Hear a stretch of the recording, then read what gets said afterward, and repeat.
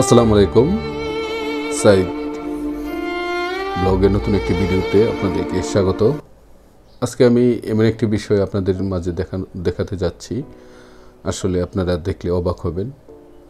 এটা হলো ক্ষমতাসীন দলের একটা অফিস। একসময় হাজারো মানুষের কলকণ্ঠে মুখরিত ছিল এই অফিসটি। আজকে শুধু দুদু বালুচর, হাহাকার, কিচ্ছু নেই এই ভবনটিতে। তো আমরা সমস্ত কিছু আপনাদের মাঝে শেয়ার করব এই অফিসের বিস্তারিত। তো আমাদের সাথে থাকুন। আমি আসলে কোন ভিডিওটা শেয়ার করব আপনারা বুঝে গেছেন অলরেডি। তো আমাদের আজকে কারো আলোচনা সমালোচনা করা বিষয় না, যা বাস্তব, যা সত্যি, সে বিষয়টাই আমি আপনাদের সামনে তুলে ধরবো আজকে। এটা ছিল একটি দলের পার্টি অফিস। দেখেন কি অবস্থা, কিচ্ছু নেই এখানে।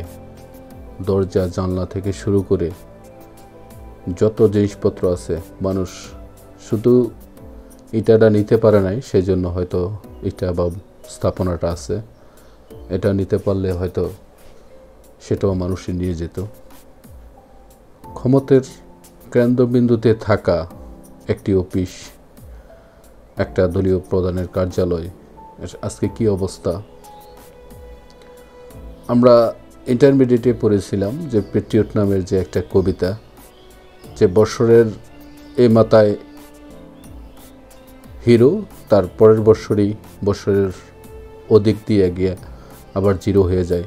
এরকমটি যেন হয়তো এ বিষয়টা এক বছরেই ঘটে নাই, ঘটছে 15, 16, 17 বছর পরে।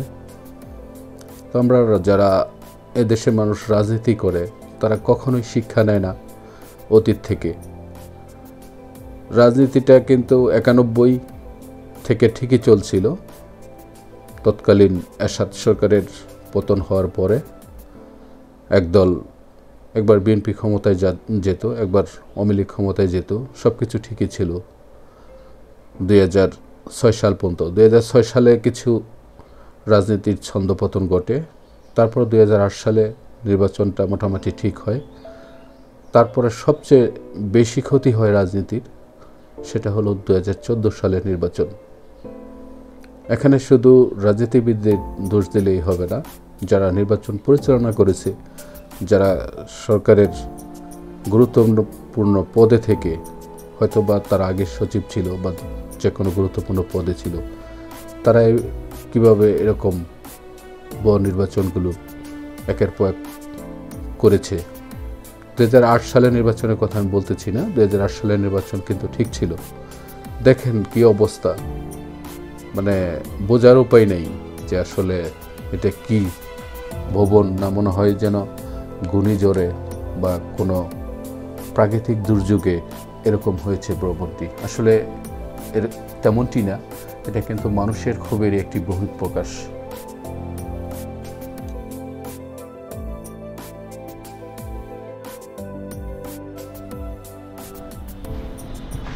আমরা চতুর্থ তলায় যাব।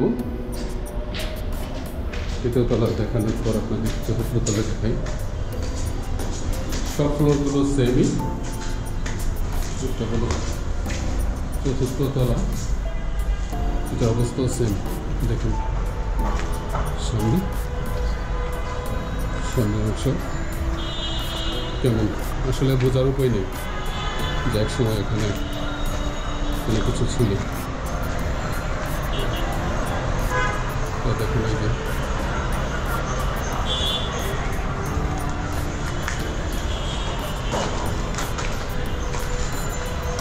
আমরা চতুর্থ তলায়। যখন মাওলানা দেলোয়ার হোসেন সাঈদীকে সাজা দেওয়া হয়েছে তখন আমরা নিশ্চুপ রয়েছি। তারপর যখন খালেদা জিয়াকে সাজা দেওয়া হয়েছে তখন আমরা নিশ্চুপ রয়েছি। আসলে এ দায় তো আমাদের সবারই। একটা সরকার এতদিন থাকতে পারছে, শুধু একটা ধরে নিলাম এদেশে তাদের সমর্থন 3-4 কোটি বা 5 কোটির মতো লোক আছে, বাদবাকিটা তো ছিল সাধারণ মানুষ। তারা কিন্তু কোনো প্রতিক্রিয়া দেখায়নি।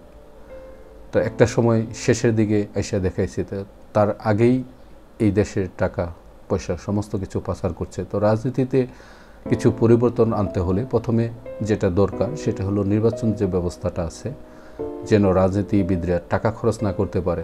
যখন একটা রাজনীতিবিদ নির্বাচনে অনেক টাকা খরচ করে সে এমপি হবে, মন্ত্রী হবে, সে অবশ্যই দুর্নীতি করবে। এটা সবার আগে বন্ধ করতে হবে। তারপর একটা ভুয়া মামলায় যেন কাউকে সাজা দেওয়া না হয়। যে অল্প টাকার মামলায় খালেদা জিয়াকে সাজা দেওয়া হয়েছিল তার চেয়ে অনেক বেশি টাকা কিন্তু পরবর্তীতে লুট করছে মন্ত্রী এমপিরা। তো এমনটি করা উচিত না, কারণ আমাদের জীবনে কত টাকাই দরকার আছে একটা মানুষের জীবনে। 2-4 কোটি টাকা হইলেই কিন্তু হয়, তার কেন শত শত কোটি টাকা, হাজার হাজার কোটি টাকা তার কেন দরকার?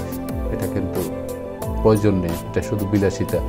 তো আমরা রাজনীতিবিদরা কখনোই এটা চিন্তা করে না যে আজকে ক্ষমতা আছে, কালকে হয়তো নাও থাকতে পারে, কিন্তু পর্যায়ক্রমে তারা অন্যায়টাকে নিয়ম ভেবে চালিয়ে যায়।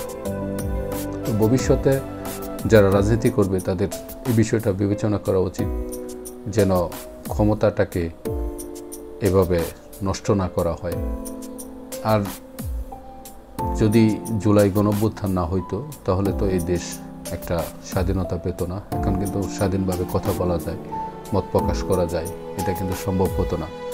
তো রাজনীতির যেটা মেন সংস্কার, যেন মানুষ এই দেশের টাকা নিয়ে বিদেশে গাড়ি বাড়ি করতে না পারে, এবং সঠিক বিচারটা যদি তাদের হয় এবং যারা ভবিষ্যতে অন্যায় করবে তাদের জন্য বিচারের আওতায় আনা যায়, তখনই হয়তো এদেশের রাজনীতি ঠিক হবে।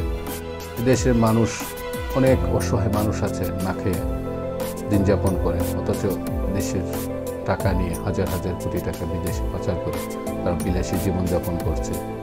এরকমটি হবে, তারা রাজনীতি করবে, তারা সবার প্রিয় রাজনীতিবিদরাই এদেশে রাজনীতি করবে। তারা কেন এরকম অন্যায় কাজ করবে এবং এরকম নিগৃহীত হবে মানুষের কাছ থেকে?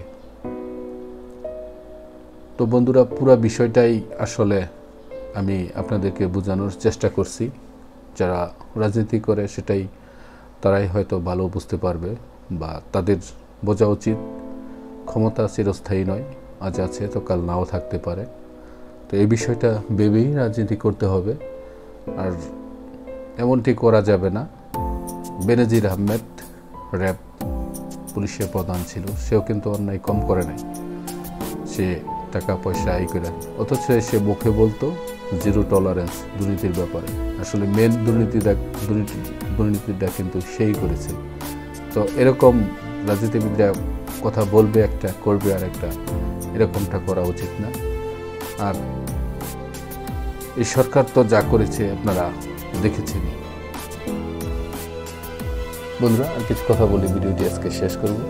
আর আমি আরেকটি ভিডিও আপনাদের জন্য প্রচার করব, সেটা হলো যানজট নিরসনের ব্যাপারে আসলে কী করা যায় সে বিষয়টাও আমি আরেকটা ভিডিওতে দেখাইব। ব্লগ ভিডিওর পাশাপাশি আপনাদের দেশ ও মানুষের জন্য কিছু ভিডিও যদি তৈরি করা যায় সেটাও আমি আপনাদের জন্য তৈরি করব।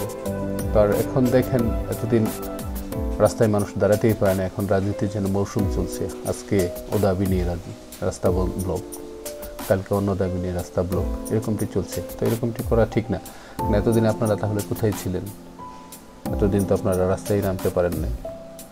এখন বর্তমান যে সরকার আছে তাদেরকে সুযোগ দেওয়া উচিত দেশ ও মানুষের জন্য, বা সংস্কার কাজ যারা তারা হাতে নিয়েছে সেই কাজগুলো করার মতো সুযোগ তাদেরকে দেওয়া উচিত। তো বন্ধুরা, পরবর্তীতে আমি আপনাদেরকে আবারও ঢাকার যানজট নিয়ে একটি ভিডিও আপনাদের সামনে দেখাবো, প্রচার করব। তো ততক্ষণ পর্যন্ত আপনারা আমাদের সাথেই থাকবেন।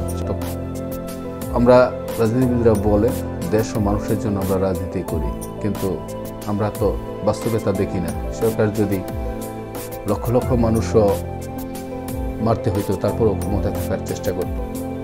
পরিশেষে আমরা দুর্নীতিমুক্ত দেশ চাই, দুর্নীতিমুক্ত রাজনীতিবিদ চাই, যারা দেশ ও মানুষের জন্য চিন্তা করবে, দেশটাকে একদম আরও হায়ার লেভেলে নিয়ে যাবে। এদেশের মানুষ না খেয়ে থাকবো না, প্রত্যেকটা মানুষের জীবনযাপন অনেক উন্নত হবে।